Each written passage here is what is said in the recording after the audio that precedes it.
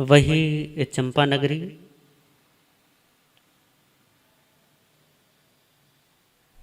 सुधर्मा स्वामी और जम्बू स्वामी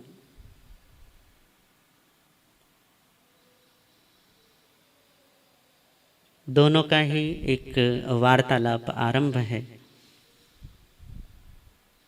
जिसमें श्री अंतकृत सूत्र की महान पुण्यदायक कथाओं की चर्चा,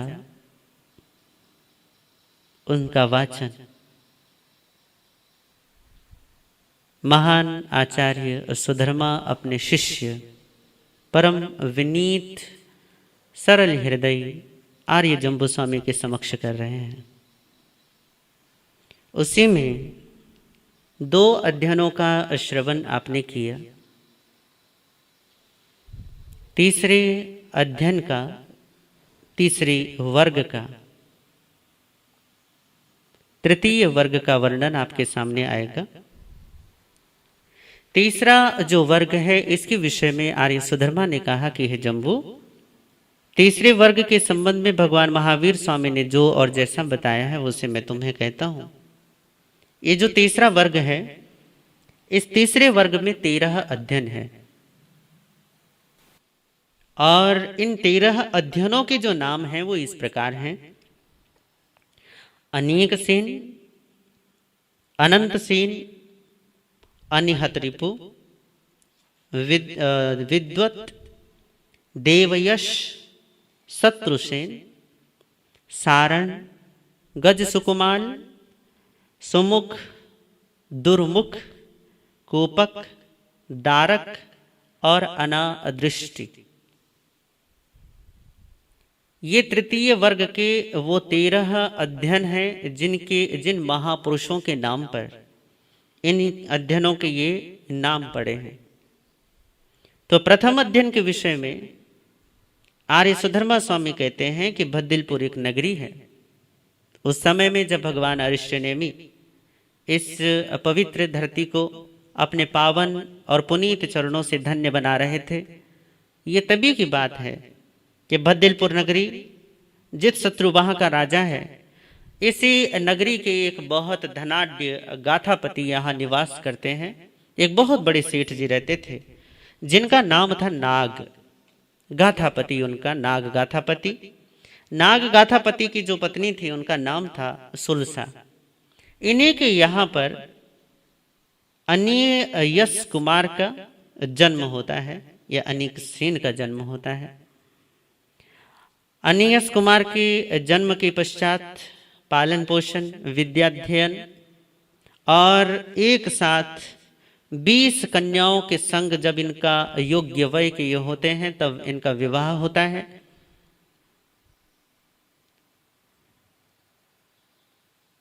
भगवान अरिष्टनेमि का ये भी उपदेश सुनते हैं और ये भगवान के चरणों में दीक्षा लेते हैं।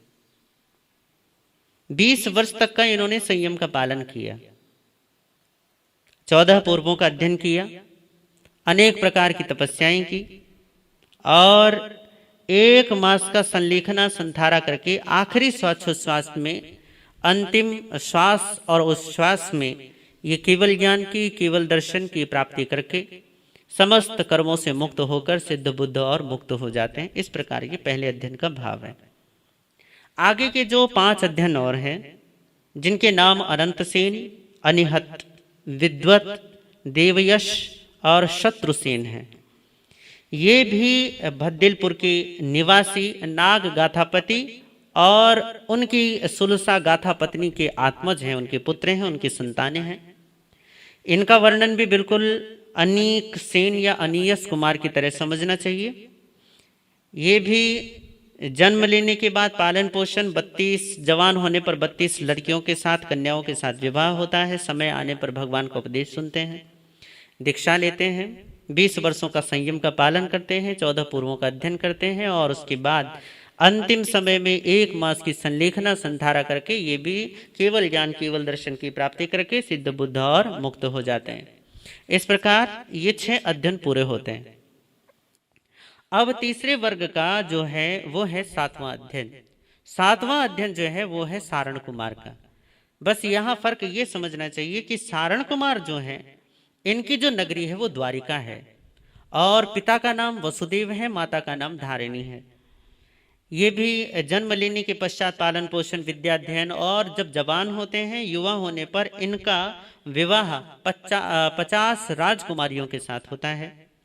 ये भी भगवान का उपदेश सुनते हैं, भगवान के चरणों में दीक्षा लेकर 20 साल तक संयम का पालन करते हैं और 14 पूर्वों का अध्ययन करते हैं। अंतिम समय में ये भी 1 मास का संलेखना संधारा करके अंतिम श्वासोश्वास में केवल ज्ञान केवल दर्शन की प्राप्ति करके अंतकृत केवली बनकर सिद्ध बुद्ध और मुक्त हो जाते हैं। इस प्रकार ये 7 अध्ययन आपके हुए पूरे। अब आता है 8वां अध्ययन। 8वें अध्ययन का नाम है गज सुकुमाल या गज मुनि का। इस 8वें अध्ययन में हम प्रवेश करते हैं। ये तब की बात है जब भगवान अरिष्य नेमि अपने बहुत सारे शिष्य और प्रशिष्यों के परिवार के साथ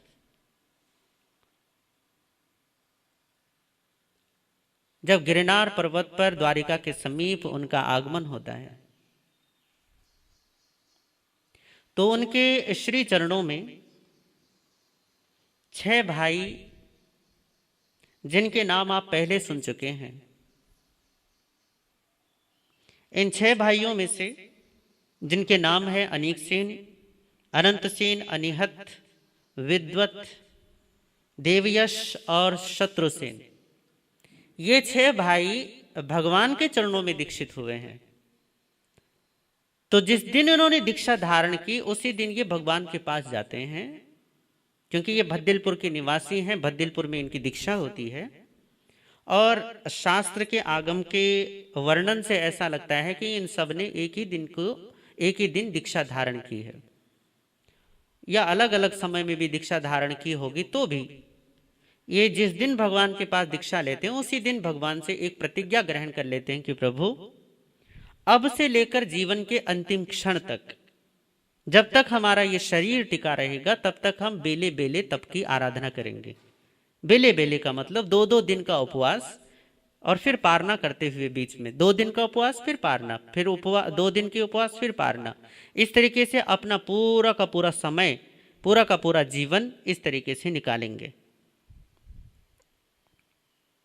भगवान ने उन्हें कहा कि भैया जैसे तुम्हारी आत्मा को प्रसन्नता हो वैसा करो। और इस तरीके से ये 6 के 6 महामुनि बेले बेले तप की आराधना करते हुए भगवान के सानिध्य में अपने संयम का पालन करने लगे। समय बीतने लगा। भगवान ग्राम, नगर और बहुत सारे नगरों को होते हुए, बहुत सारे जीवों को अपनी पावन देशना देते हुए, कितने ही भव्य जीवों को मुक्ति मार्ग पर लगाते हुए, आखिरकार फिर से पुनः एक बार उनका आगमन होता है द्वारिका नगरी के रैवत गिरी पर्वत, जिसे गिरनार कहते हैं, वहाँ गिरनार पर्वत पर भगवान का समोशरण लगता है। और ये 6 के 6 भाई ये भगवान के पास आते और कहते, प्रभु आज हमारा पारना है, आप आज्ञा दें कि हम पारना करने के लिए जाएं। अब जो विधि होती है, पहले स्वाध्याय, फिर उसके बाद ध्यान, फिर तीसरा पहर आता है, तो फिर वह आहार का वक्त है। आहार के वक्त पर भगवान से कहा कि प्रभु अब हमारा आहार का वक्त है, तो हम अब नगर में आहार के लिए जाना चाहते हैं। भगवान की आज्ञा से वो 6 भाई नगर में आहार के लिए निकल पड़ते हैं द्वारिका में।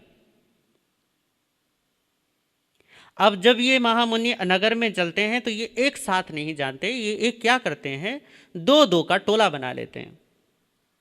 2 भाई अलग, 2 भाई अलग और 2 भाई अलग। इस तरीके से 3 टुकड़ों में ये बंट जाते हैं और नगर में ऊंच नीच कुलों में आहार की गवेषणा करते हुए भ्रमण करने लगे।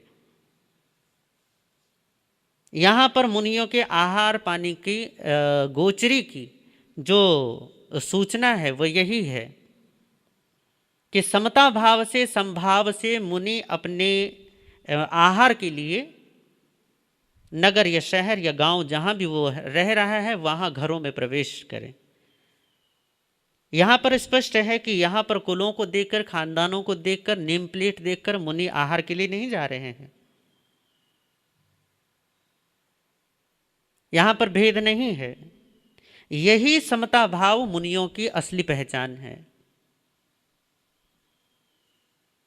यही समता भाव उनके जीवन का मूल गुण भी है, और इस मूल गुण का वो पालन करते हुए नगर में जाते हैं। अब द्वारिका नगरी तो कहते हैं भैया देवताओं ने निर्मित की थी, क्योंकि कल ही आपने सुना है कि किस तरीके से सुस्थित देवता को बुलाने के बाद वो इंद्र के पास जाता है, कैसे इंद्र फिर वैश्रमण कुबेर को भेजते हैं, और कुबेर किस तरीके से अपने देवताओं की सहायता से द्वारिका का निर्माण करते हैं। और द्वारिका का निर्माण करने के पश्चात यदि देव निर्मित नगरी है तो भैया वहाँ अब ये तो होगा नहीं कि कोई गरीब गुरबा हो,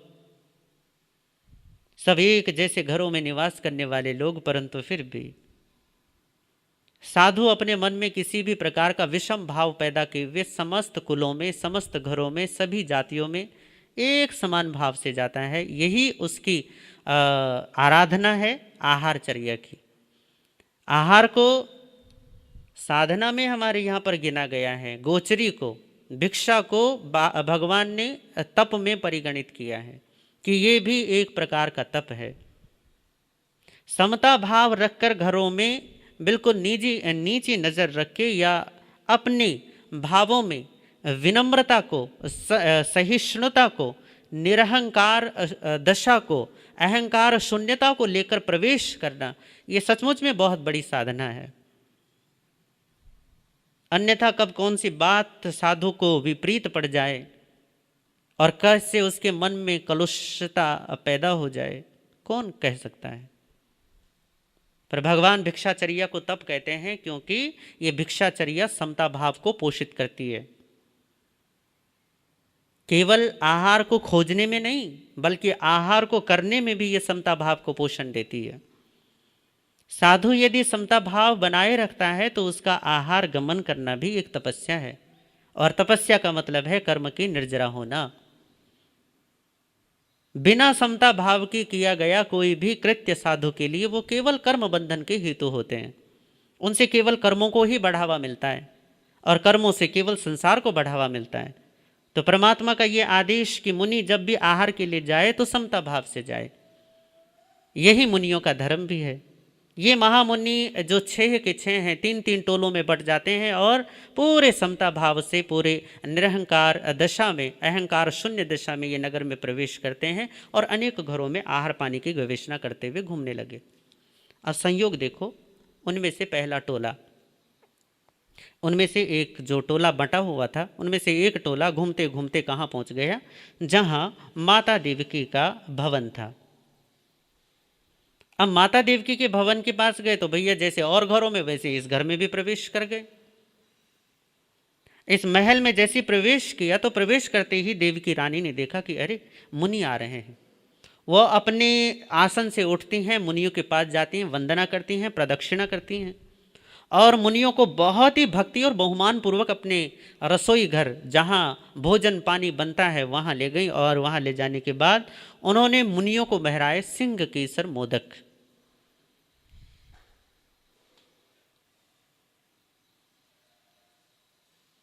सिंह केसर मोदक उनके नाम है, इसमें हम नहीं जाएंगे कि वो क्या है। वैसे आगमकार कहते हैं कि 84 प्रकार की वस्तुएं इसमें गिरती थी, वैसे वो लड्डू बना रखे थे। और ये लड्डू क्योंकि श्री कृष्ण के आने का समय होता था तो जब भी वो आते थे तब ये लड्डू बना करते थे, और वो 6-6 महीने में आते थे। तो अभी कुछ ही 1-2 दिनों के अंतराल में उनका आगमन होने वाला था कृष्ण का। तो वहाँ भरपूर मात्रा में वो सिंह केसर मोदक बने हुए थे, वो लड्डू बने हुए थे। वो महामुनि को ले जाती हैं, दोनों मुनियों को, और उनको भरपूर जितना भी उनको आवश्यकता होती है उतने लड्डू बहरा देती हैं। माता ने उन्हें लड्डू बहराए, वो अपने लड्डू लेकर चले जाते हैं मुनि। जैसे वो गए, अभी कुछ समय बीता होगा, थोड़ा ही समय बीता, 10 या 15 या 20 मिनट बीते होंगे। वो जो दूसरा टोला था, दूसरा भाग था, वो दूसरा टोला भी घूमते घामते वहीं माता देवकी के महल में आ गए। जब वो महल में आए तो माता देवकी ने देखा कि अरे मुनि तो फिर आ गए।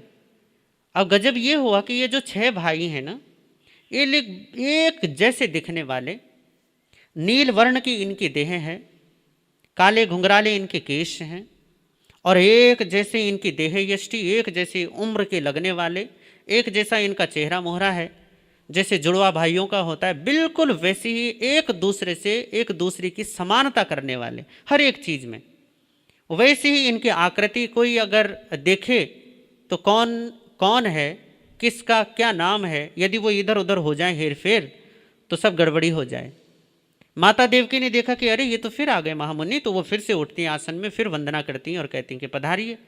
वो आए और उन महामुनियों को भी उन्होंने लड्डू बहराए और वो मुनि भी वो लड्डू लेकर चले जाते हैं।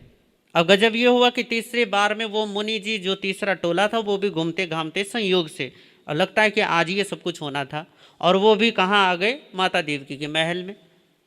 जब माता देवकी ने देखा कि अरे महामुनि लोग फिर वो आहार और फिर से वंदना करती हैं, फिर से ले जाती हैं, फिर से उनको लड्डू बहराती हैं।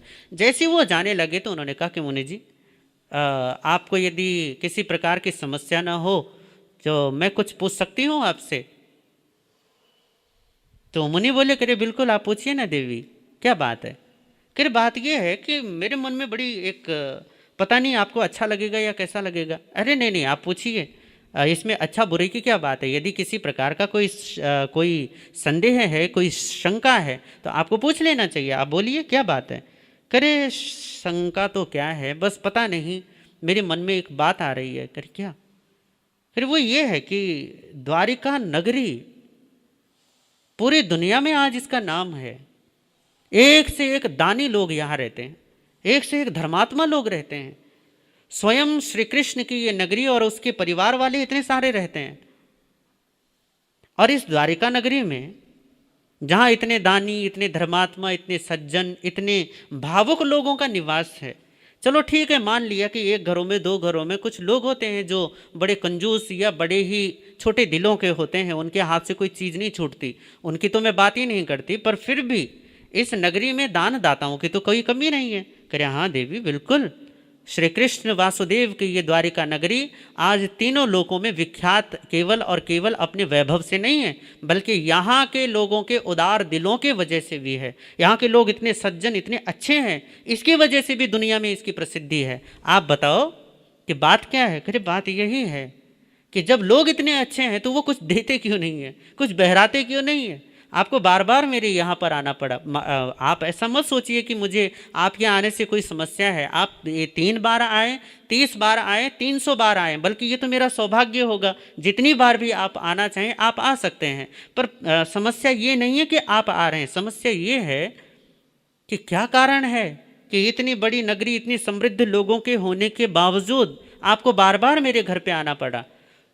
तो महामुनि समझ गए कि अरे ये तो गड़बड़ी हो गई, लगता है कि इससे पहले वाले जो 2 टोले थे वो भी यहाँ आकर जा चुके हैं और अब हम तीसरी बार फिर से आ गए। तो वो कहने लगे कि देवी अरे आपको ना थोड़ी सी वो हो गई। करे क्या बात है? करे बात ये है कि जो पहले वाला टोला था ना, जो पहली बार आए थे वो दूसरी बार नहीं आए, और जो दूसरी बार आए वो अब हम नहीं हैं। करे आप नहीं हो? करे आप तो एक जैसे, करे शक्ल सूरत तो सब एक जैसी। करे वो सब ठीक है, पर आपको ये बात बता दें, हम 6 भाई हैं, और 6 भाई हैं तो वो सब एक जैसे लगते हैं, एक जैसी उम्र के लगते हैं, एक जैसी उनकी कद काठी है, हमारा सब का एक जैसा रंग है।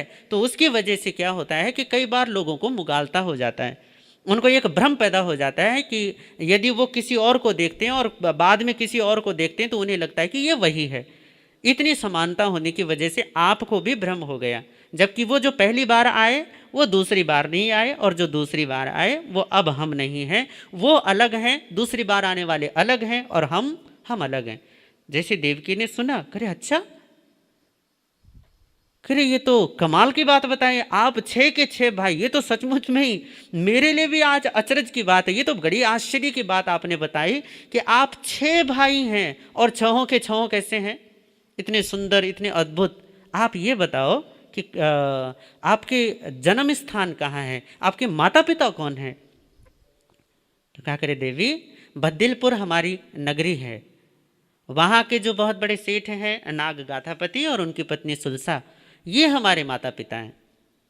इनके यहाँ पर हमारा जन्म हुआ और फिर भगवान का संदेश, उनका उपदेश सुनकर हम क्या कर लेते हैं, भगवान के सानिध्य में दीक्षा ले लेते हैं, और तब से हम इस तरीके से बेले बेले का पारना कर रहे हैं। और आज हमारा क्योंकि पारना था, पारना हमारा सबका एक साथ पड़ता है, तपस्या एक साथ पड़ती है, तो इसलिए हम एक साथ ही आहार पानी की गवेषणा के लिए निकलते हैं, दो दो के टोला बनाकर।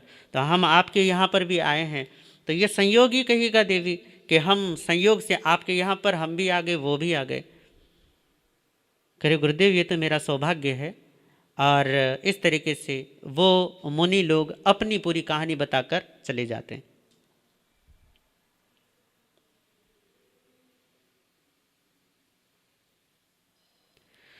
मुनियों का जैसे ही जाना होता है, जैसे ही वहाँ से उनका गमन हुआ, वहाँ से वो गए, तो देवकी के मन में एकदम से एक ख्याल आता है।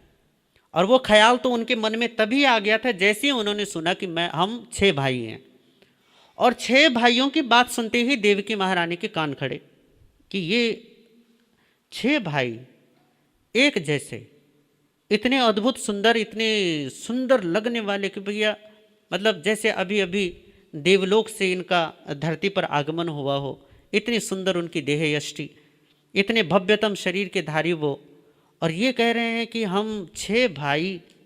अब क्योंकि उसे एक पुरानी बात याद आ गई।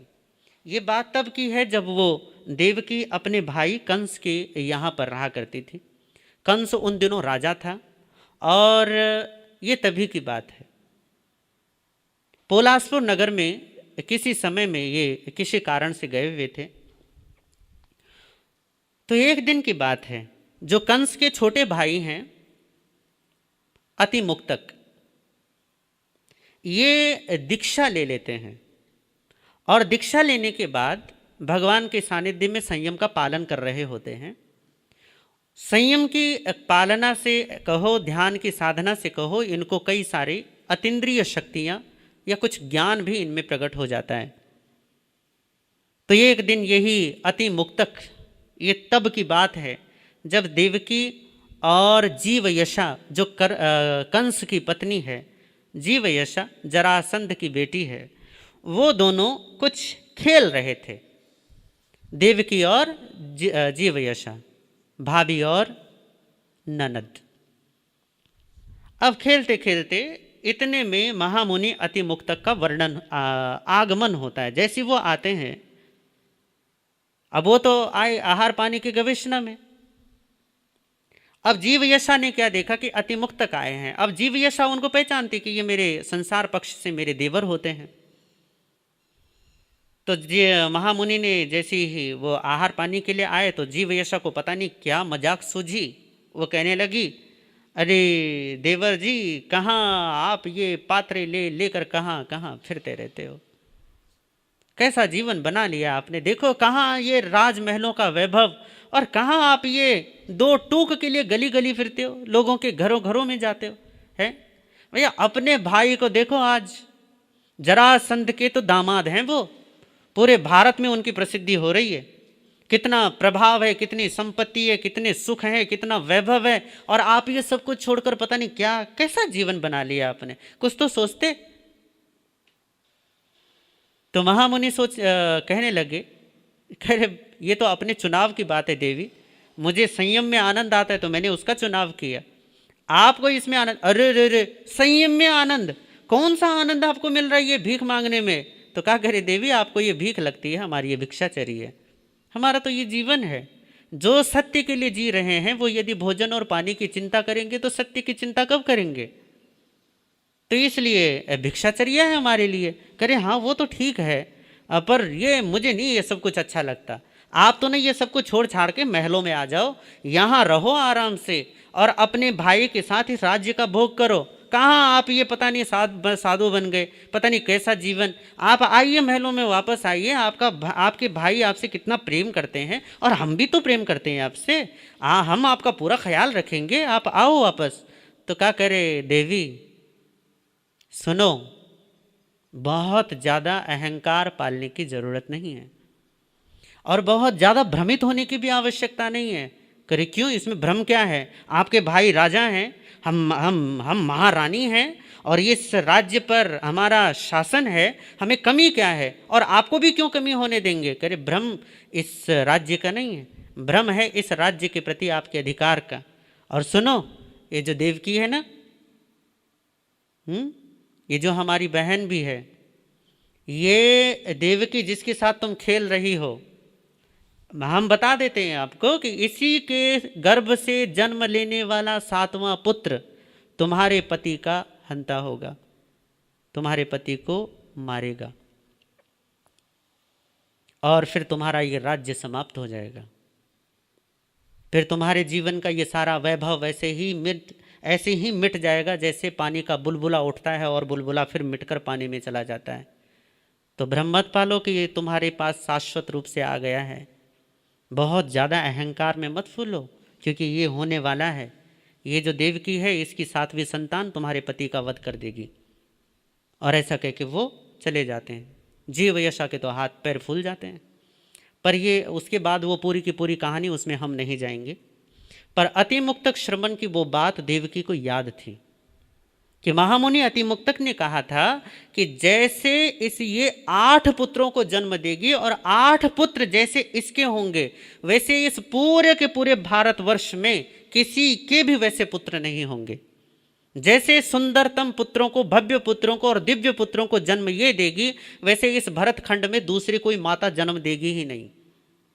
इसके पुत्र इतने दिव्य होंगे, इतने भव्य होंगे। और उसमें से 7वां पुत्र तुम्हारे पति का हंता होगा, वो उसका वध करेगा। जब ये कहकर वो बात देवकी को याद आ गई और देवकी ने सोचा कि ये क्या बात हो गई। महामुनि ने तो कहा था कि देवकी तू ऐसे पुत्रों को जन्म देगी जो भरत खंड में कोई और वैसे जन्म नहीं दे सकेगी। और मैं तो देख रही हूँ, ये तो साक्षात ये 6 मुनि आए और एक जैसे और इतने दिव्य इतने भव्य पुत्र।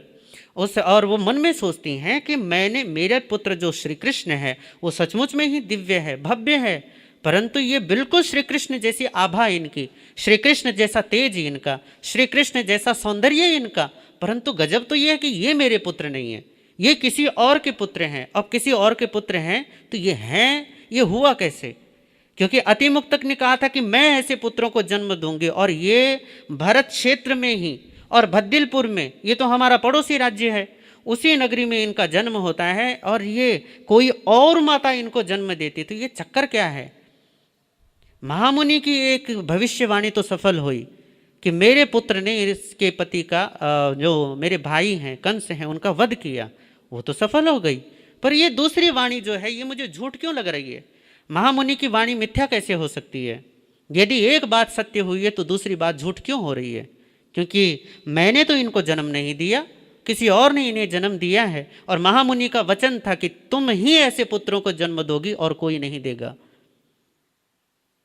तो मन में जब वो ओहापोह होने लगा, सोचने लगी, जब मन में सोचा तो एकदम कि क्या होना चाहिए, कैसे, क्यों हो गया, क्या हुआ, ये हुआ कैसे? जब ये सारे प्रश्न मन में उठने लगे तो फिर एकदम से विचार आया, अरे देवकी, काय को यहाँ बैठे बैठे काय को इतनी चिंता कर रही है, हैं?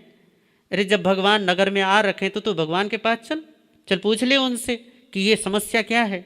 और देवकी अपने धर्म रथ पर बैठकर रैवतगिरी अर्थात गिरनार पर्वत पर पहुंचती हैं और भगवान के समो शरण में जाती हैं। अपने रथ से उतरकर भगवान के समो शरण में जैसे ही उनका प्रवेश हुआ, भगवान को वंदना की, और वंदना करके जैसे ही बैठे तो तुरंत भगवान बोलते हैं कि देवकी, कह जी प्रभु, क्या तुम्हारे मन में उन मुनियों के वचनों को सुनकर ये विचार हुआ जो विचार पैदा हुआ था? अतिमुक्तक श्रवण का याद आना, उनकी भविष्यवाणी का स्मरण होना, वो सारी की सारी बातें भगवान ने देवकी को रिपीट कर दी कि क्या तुम्हारे मन में ऐसा विचार आ रहा है? तो देवकी बोली कि हाँ प्रभु, बिल्कुल यही बात है। मैं बड़ी समस्या ग्रसित हो गई कि मेरे मन में ये विचार उठ रहे हैं कि मुनि का वचन यदि एक सत्य हुआ है तो दूसरा झूठ क्यों हो गया? तो क्या करे, वो झूठ नहीं है। करे प्रभु झूठ नहीं है तो पर वो तो मेरे पुत्र नहीं है। करे यही तो तुम्हारा भ्रम है, वो तुम्हारे ही पुत्र हैं। अब ये दूसरी बात थी, ये दूसरा और आश्चर्यजनक घटना थी। देवकी कहने लगी कि प्रभु मेरे पुत्र, वो मेरे पुत्र कहाँ से आ गए? करे हाँ, वो तुम्हारे ही पुत्र हैं। करे परंतु ये समस्या क्या है, मुझे समझ में नहीं आता। आप कहते हैं मेरे पुत्र हैं और मैं जानती हूँ कि ये मेरे पुत्र नहीं है, और आप कह रहे हैं कि वो मेरे पुत्र हैं। करे हाँ देवकी, ये तुम्हारे ही पुत्र हैं। सुनो, बात ऐसी होती है कि भद्दिलपुर की जो सुलसा गाथा पत्नी है, जो कि नाग गाथापति की पत्नी है, उसके बचपन की बात है एक दिन जब वो उसके अपने घर में रहा करते थे, अपने मायके में, जब वो छोटी बच्ची थी, तब उनके घर में एक बहुत बड़े ज्योतिषी का, एक बहुत बड़े दैवज्ञ का आगमन हुआ, जो कुंडली वगैरह भाग्य वगैरह देखा करता था। करे अच्छा, करे वो आया और उनके घर में आने के बाद सब ने अपना अपना भविष्य जाना, और उस लड़की का, वो जो सुलसा है, जो अभी छोटी बच्ची है, उसका भी भविष्य उसने देखा। और उसका भविष्य देखते ही दैवज्ञ ने कहा कि अरे, इसको संतानों का योग तो है, परंतु ये निंदु है। निंदु शब्द का मतलब होता है, एक होता है जिसको हम कहते हैं बांझ, जिसके बच्चे ही नहीं होते, और दूसरा होता है निंदु, बच्चे तो होते हैं, या तो मरे हुए होते हैं, या फिर पैदा होते ही मर जाते हैं, उसको निंदु कहते हैं। तो क्या करें, इसके बच्चे तो होंगे पर सारे के सारे मरे हुए पैदा होंगे। मृत वत्सा कहते हैं कि ये सारे के सारे बच्चों को मरे हुए पैदा करेगी।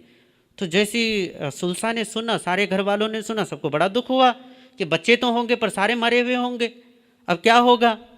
तो सुलसा रोने लगी और रोते रोते कहने लगी कि पंडित जी, आपको बताना होगा, कोई उपाय तो होगा। करे कोई उपाय नहीं है, विधि का ऐसा लेख है, इसको किसी भी तरीके से मिटाया नहीं जा सकता, इसको कोई फेर नहीं सकता। करे नहीं, फिर भी कुछ तो करना पड़ेगा आपको। करे मैं तो कुछ नहीं कर सकता, पर हाँ तुम्हें बता देता हूं, तुम हरिणगमेशी देवता की आराधना करो, और यदि हो सकता है कि भैया देव दर्शन से या देव आशीर्वाद से, देवों के अनुग्रह से कुछ हो जाए तुम्हारे जीवन में, तो कुछ हो जाए। बल्कि मैं तो जानता हूं कि वो उनके बस की भी ये बात नहीं है, वो कर्म तो तुम्हारी वो भी नहीं फेर सकते, पर हाँ तुम फिर भी देवता की आराधना करो, यदि उनका अनुग्रह हुआ, उनकी करुणा हुई, तो क्या पता कुछ फायदा हो जाए। तुम कर लो आराधना। और वो मंत्र देकर चला जाता है।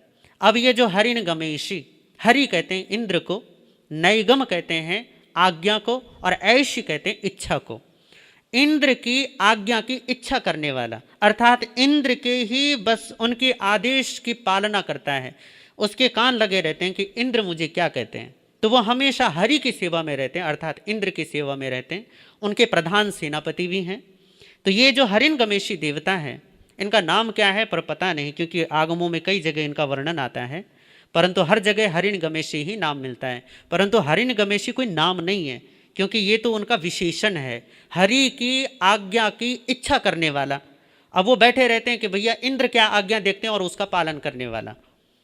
अब ये सेनापति भी हैं, तो यही हरिणगमेशी देवता का उनको मंत्र दिया गया कि ये देवराज इंद्र के प्रधान सेनापति हैं, इनका मंत्र जपो, यदि हुआ तो क्या पता ये कुछ कर दें। तो वो सुलसा पूरे विधि विधान से बचपन से ही हरिणगमेशी देवता की आराधना में लीन हो गई। अब उसके आराधना करने का ढंग देखो। सुबह लगभग वो 3 बजे उठती है और सबसे पहले नहाती है। नहाने के बाद फिर अपने साफ कपड़े पहनती है, फिर उन साफ कपड़ों में फिर दोबारा नहाती है, और उन्हीं गीले कपड़ों में हरिणगमेशी देवता की आराधना करती है। वो मंत्र का जाप करती है 3-3, 4-4 घंटे लगातार, रोज। यही उसका 12 महीनों का एक अटूट नियम है, बिल्कुल 12 महीनों का अटूट नियम। इस नियम को वो भंग नहीं होने देती। वही सुबह 3 बजे उठना, नहाना, और फिर वो गीले कपड़ों में जाना, फिर वो मंत्र का जाप करना। जब तक उसके ये आराधना पूरी नहीं हो जाती थी, तब तक वो आहार निहार तक नहीं किया करती थी। आहार का मतलब है कुछ खाना पीना, और निहार का मतलब है फ्रेश होने के लिए जाना। कुछ भी नहीं करती।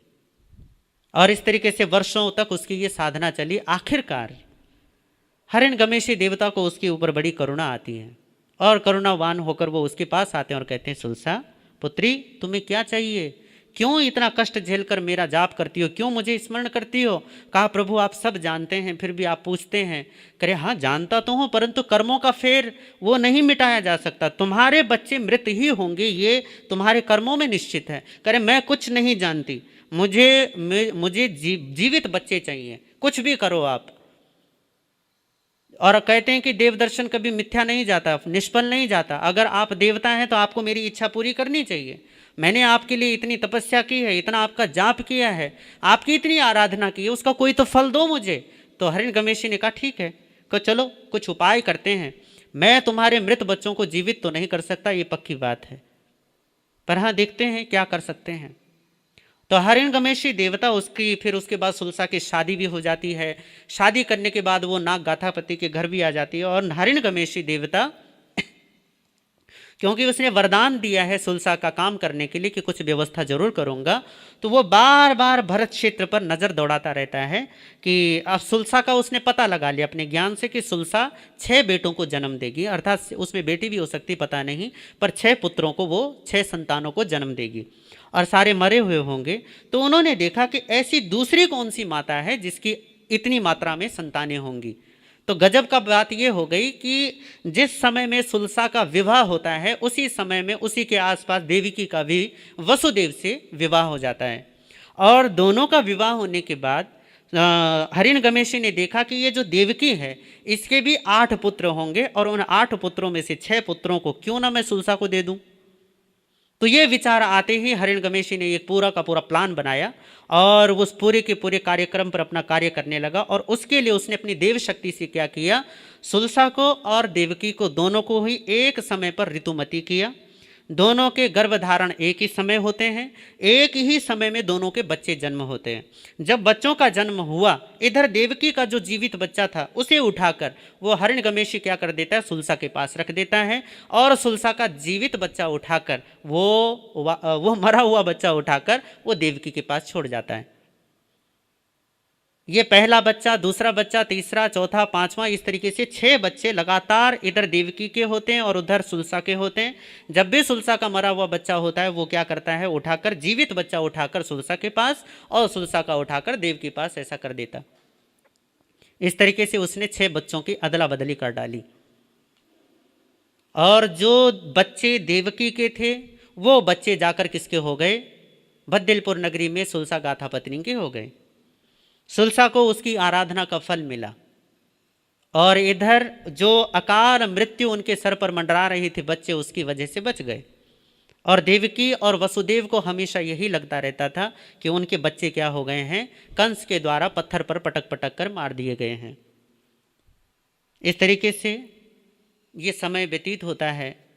और ये देवकी, भगवान अरिष्ट ने में क्योंकि देवकी को बता रहे हैं तो कहते हैं कि देवकी ये तुम्हारे वही पुत्र हैं जो उस हिरण्यगमेशी ने क्या कर दिए हैं, सुलसा को जाकर दे दिए हैं।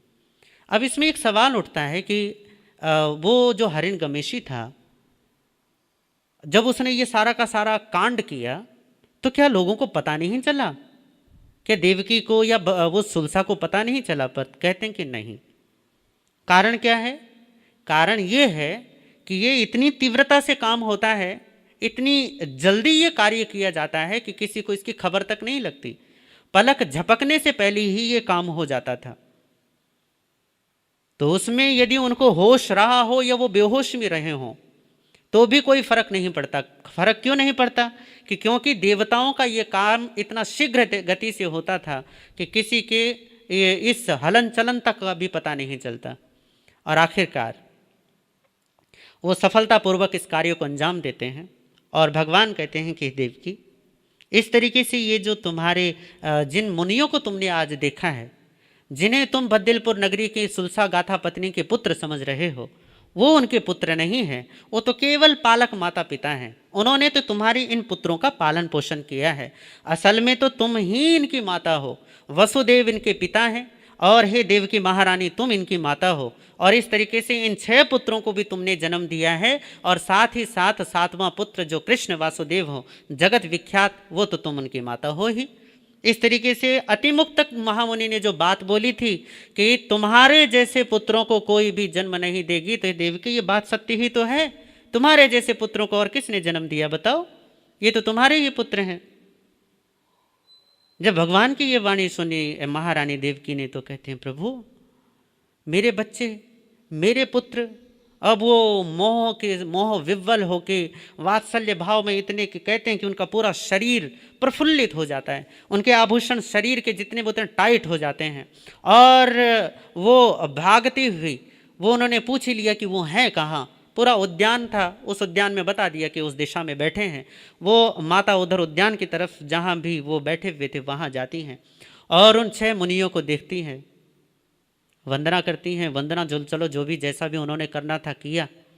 बैठती हैं पर कुछ बोलती नहीं हैं, बस देखती जाती हैं, देखती हैं, रोती हैं और बस प्रसन्नता में आंसू बहाती हैं। आदमी दुख ज़्यादा हो तो भी रोता है और सुख ज़्यादा हो जाए तो भी रोता है। अब माता देवकी उन पुत्रों को देख रही हैं, बड़े आनंदित हैं कि मेरे पुत्र हैं, मेरे पुत्र हैं। पर मेरे पुत्र पुत्र तो करती हैं, परंतु मिल तो बस वही सामने देख पा रही हैं। इतने सालों के बाद पता चला कि मेरे बेटे हैं और उन बेटों को गले भी नहीं लगा सकती, क्योंकि सारे के सारे मुनि होकर बैठे। गले भी कैसे लगाए, लाड़ भी कैसे लड़ाए। बेचारी देखती तो है आनंद और द्रवित होकर, परंतु बिल्कुल मन महसूस कर रह जाती है और वापस आती है। वापस आकर भगवान के श्री चरणों में वंदन करती, नमस्कार करके वापस लौट कर अपने महल आ जाती है। अब महल में वापस आने के बाद क्या होता है, अब देखो अभी तक तो आनंदित थी ना, बड़ी खुश थी कि मेरे 6 बेटे, ये भी मेरे बेटे हैं। इस बात का आनंद था कि चलो ठीक है, पाला नहीं होगा, पोसा नहीं होगा, पर इतने सालों बाद मिले, उस मिलन का इतना आनंद था कि ओहो, बिल्कुल प्रफुल्लित हैं, बिल्कुल खुश हैं, प्रसन्न हैं। और प्रसन्न होकर महलों में लौटती, और महलों में आती जब अपने घर पे बैठी तो एकदम से विपरीत ख्याल आना चालू हो गया। विपरीत ख्याल क्या आया कि अरे मैंने 6 पुत्रों को जन्म दिया इसके जैसे, इन जैसों के, और कृष्ण को भी मैंने ही जन्म दिया, तो लगभग 7 पुत्र हो गए। लगभग क्या 7 पुत्र हो गए, 6 वो और 7वें कृष्ण। अब गजब तो ये हुआ कि मैंने इन 7 में से किसी को भी पाला पोसा नहीं। जन्म मैंने दिया, पालन पोषण किसी और ने किया। इन 6 को पाला पोसा सुलसा ने, और मेरे कृष्ण को पाला यशोदा ने। बचपना तो मैंने किसी का नहीं देखा, गोदी में किसी को नहीं खिलाया, तुतलाती हुई वाणी मैंने किसी की नहीं सुनी, किसी का रूठना और मनाना मैंने नहीं देखा। बच्चे मैंने इतने भव्य और दिव्य जन्म दिए, इतने भव्य और दिव्य बच्चों को जन्म दिया जिस तीनों लोकों में उनका सानी नहीं है। उनका प्रभाव, उनका स्वभाव, उनकी दिव्यता, भव्यता, उसके सामने कोई टिकता नहीं है इस लोक में और कहीं भी नहीं। पर गजब ये है देवकी कि तूने इनमें से किसी को पाला नहीं है। तो देवकी, जन्म दिया भी तो क्या दिया, तू कैसी अपुण्या और अधन्या है। तूने पता नहीं कौन सा पाप किया कि तूने पुत्रों को इतना तो जन्म दिया पर किसी का भी पालन पोषण न किया, किसी का बचपना ना देखा। और संसार का यही तो स्वभाव है ना, जैसे आप आनंद समझते हो, थोड़ी देर में आपका दुख बन जाता है, थोड़ी देर में आपकी पीड़ा बन जाता है। अब देव के मन में अभी तक तो इतनी आमोदित, इतनी प्रमोदित थी, इतनी खुश थी, मेरे 6 बेटे मुझे मिल गए वापस, पता चल गया कि मैं ही इनकी जनेती हूँ, मैंने ही इनको जन्म दिया है। और एकदम से जैसे पता चला अरे पालन पोषण तो किया ही नहीं, तो वो जो सुख था वो सारा का सारा अब दुख में बदल गया।